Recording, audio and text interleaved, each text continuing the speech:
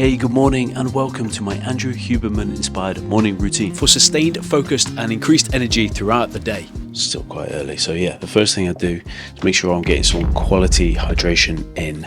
That will involve some sea salt for some sodium and some trace minerals. I'll also have some creatine in there. Creatine is a fantastic supplement for brain health, for energy production, and it's super cheap as well. And I also like to add a little bit of apple cider vinegar in just for flavour. No, I don't think it's going to melt belly fat, but if you have apple cider vinegar with mother included, then it acts as like a little bit of a probiotic. When I drink this, I'm not just trying to gulp it down, I'm trying to almost like swallow it around my mouth, trying to chew it so I can combine it with saliva, and then the mouth is the first part of the digestion, so it means that you're not just what you eat, you are what you are assimilate and digest. So that's something to think about when you're drinking and eating. I think there's an old phrase and it's something like drink your food and chew your water. So I try and think about that. Drink your food, chew your water. You've got to give it like a bit of a swill in order to get like that turbine going, get that last bit of creatine down. Right, phase 2. It's at this point I would do my first block of work. Now that could be if I've had ideas overnight that I've put into the notes app on my phone. I will then expand on those ideas. Maybe I've had some ideas in the morning, or get back to comments that you beautiful people have left on my YouTube videos, and all that engagement really does mean a lot to me, so thank you. It helps me to have different areas within the house where I perform different tasks, and it just keeps everything fresh in my mind. So if I'm doing like a writing task or a cognitive task, I would do that here. I like this prayer stool, which I either use for meditation, or it just means I'm getting a nice bit of mobility while I'm doing some work. I will also then move to a standing desk, which I'll either have sat down or stood up, and that just gives me different areas and different options throughout the day. So when I'm editing, it means that it keeps things fresh and it keeps my mind moving as well as my body. I haven't always worked from home. I used to work for a design consultancy, and that was very much you go to work and then you were sat down all day, and it was sort of frowned upon for you to be up and about and moving. But I would try and implement that as much as possible. So when I have control of my space, it's good for me to get up, to move about, and then have different areas within this space where I perform different tasks. Is that something you do? Let me know in the comments strategies that maybe you implement to keep your body and brain fresh throughout the day.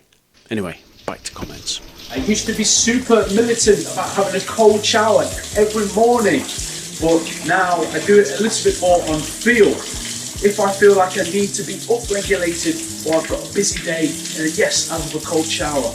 And as we get into winter, I'll be getting the ice tub out and leave that outside. Or you can have your regular warm shower, get nice and clean, and then finish with a cold blast. Cold shower is an easy way to elevate our dopamine levels and our noradrenaline and norepinephrine so that we feel motivated and focused throughout the day. It's a very easy way to hack our biology. If you're new to cold, start very slowly, and I'd encourage you not to go straight for the head. Gradually work your way up the body over time.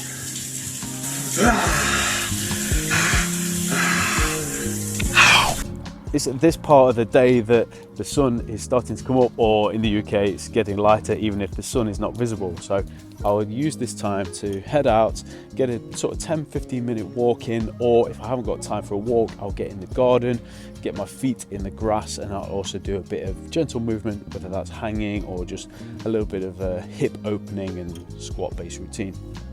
And it also means that as I get into the later part of the day, melatonin will be released at the proper time, and I should get a more deep and restorative sleep. So this is probably one of my favourite parts of the day. The simple pleasures in life are not to be overestimated. I would advise, if you can afford it, go for an organic coffee, because coffee and dark chocolate are two of the most heavily pesticide laden foods. Where possible, if you drink coffee, go for organic, or if you don't like coffee, go for something like a matcha. It's also good for improving cognitive function. To my coffee, I will also add some coconut oil, because that gives my body and brain an energy source, especially if I'm pushing my first proper meal back a little bit further. And to that, I'll also add some collagen. Collagen is really good for gut health, hair, skin and nails. I find it also acts like a bit of a creamer if you whiz it up in the mug, so it's quite a pleasant morning drink. Research suggests that you should be waiting about an hour or 2 hours before taking your first sip of caffeine. Now, I understand that that can be quite difficult, and that's probably my biggest challenge in the morning, because I do love that morning coffee.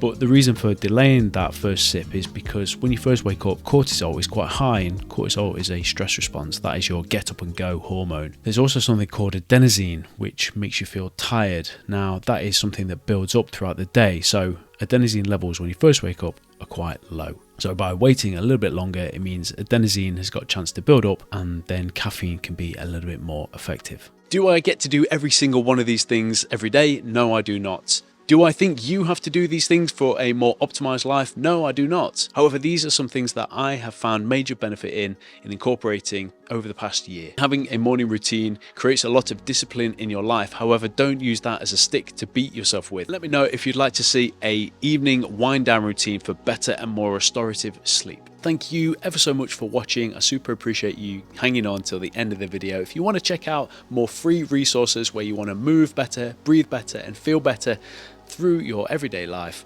check out this video here. Big love. Peace.